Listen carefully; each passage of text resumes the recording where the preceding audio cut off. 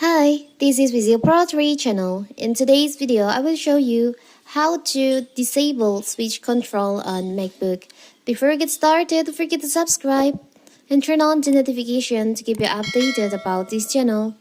So let's go. On your Mac, use switch control settings to enable switch control and open the panel editor. Set option to help you type when you use switch control, add and delete switches, assign action to switches, and set option to auto scanning. On my previous video, I've shown you how to turn on this feature, but now what if you want to turn this off? You will no longer use this feature on your Mac. So you can just open your system preferences on your MacBook. Now you can just tap on accessibility. You can just click on accessibility. On accessibility, you can just scroll down and there is an option switch control. You can just click on that.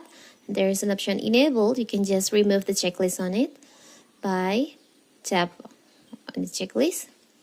Are you sure you want to turn off switch control? You can just click on OK. So the switch control will be removed from your MacBook. It's turned off.